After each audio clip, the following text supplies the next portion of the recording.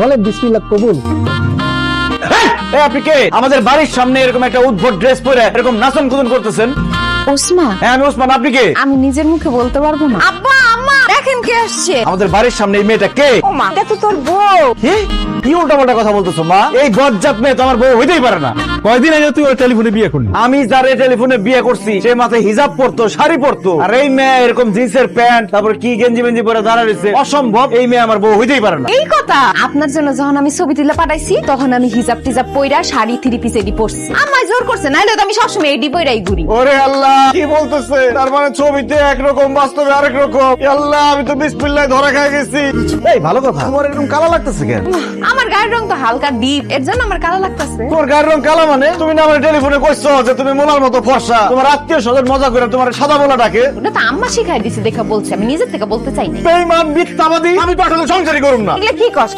তোবা বৌমা কালা দেখে তার সাথে তুই সংসার করবি না, এটা কেমন কথা? আরে মা, সে কালো, আমার কালো বললেই হয়তো, মানুষ কালো হইতেই পারে, আমি সেটাই মেনে নিতাম। কিন্তু সে আমার কেন মিথ্যা কথা বললো যে সে ফর্সা? আমার মাথার মধ্যে তো সেট হয়ে গেছে যে আমার বউ ফর্সা।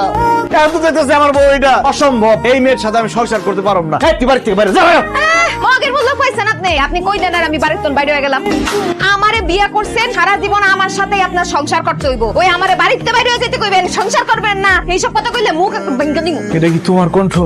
তুমি না বলে জোরে কথা বলতে পারো না বকুল? তখন আম্মা শিখাই দিছে দেখে আমি তখন আস্তে আস্তে কথা কইছি, অভিনয় করছি। কিন্তু আমার আসল কণ্ঠ এরকম, আমি এইভাবেই কথা বলি। হুজুর কইছিলাম যে ছবি দেখা পাগলের মতো টেলিফোনে বিয়ে করিস না। অনলাইনে অর্ডার দিছি বাগানের ফুল, হাতে পাইছি প্লাস্টিকের ফুল।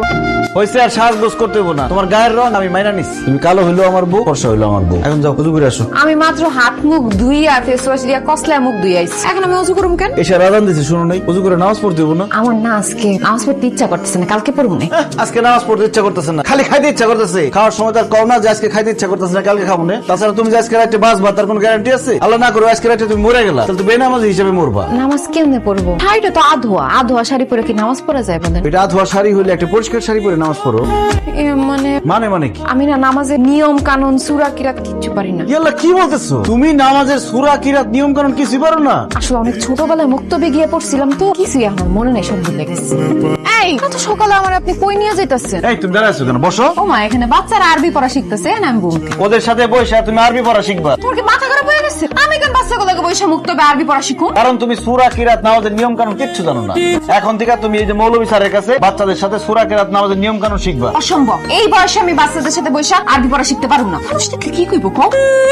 কি হইছে বৌমা? সে তখন থেকে কান্তাছো। আমার কান্দুম না তো কি করুম? আপনার পোলা কি করতে জানেন? ভোরবেলা আমারে মুক্তবে লয়ে গেছে ওই ছোট ছোট বাচ্চাগুলোকে আরবি পড়া শিখতে। আম্মা আপনি হাসতেছেন? দেখি মা, তোমার ঘরে ছেলের বউ থাকতে তুমি এই বয়সে এত কষ্ট করে রান্না বান্না কেন করতেছো? তোমার সব কষ্ট করতে হইব না। বকুল, তুমি রান্না করো। কি আমি রান্না করব? অবশ্যই তুমি রান্না করবা। তুমি যদি রান্না না করো তো বিয়ার পরে কি এই বাড়িতে তুমি ফ্যাশন শো করতে আসছো? মানে আমি কিভাবে রান্না করব? আমি তো রান্না করতে পারি না। ওরে বাটপার, ওরে সিটার, ওরে মিথ্যাবাদী। হাই হাই রে, কেন যে আমি না যাই না বুঝে টেলিফোনে বিয়ে করতে গেলাম, কত বড় ধরা খাইলাম আমি। তাই তুমি জানো না গ্রামের সব মেয়েরা রান্না বান্না করতে পারে? বিয়ার পরে শ্বশুর শাশুড়ি জামাইরে রান্না করে খাওয়া রান্না শেখো না কেন তুমি? আমি আমার আব্বা আমার অনেক আদরের মেয়ে তো, আমার আব্বা আম্মা কোনোদিন আমার রান্না করে ঢুকতে দেয় না, এই জন্য আমি রান্না বান্না শিখতেও পারি না। আদর দিয়ে বান্দর বানাইছে তোমার বাপ মাই, তাই না? রান্না বান্না তুমি পারো আর না পারো, আজকে থেকে তুমি এই বাড়িতে সব রান্না বান্না করবা। বাবা, কি হয়েছে? তুমি এরকম কান্নাকাটি করতেছো কেন? কান্নাকাটি করবো না তো কি করবো? তোমার কথা শুই না রান্না বান্না করতে গিয়া ভাতের মার আমার হাতের উপর পড়ছে, হাতটা পুরো জ্বললা পুড়ে গেল। একদিন রাঁধতে গিয়ে এই হাত পুড়ে ফেলাইছো। এবার চিন্তা করে দেখো, আমার মা বছরের পর বছর রাঁধে, তাহলে কতবার তার হাত পুড়ছে। একজন নারীরে তার সংসারের উন্নতির জন্য এরকম জয়রা পুইরা কয়লা হইতে হয়।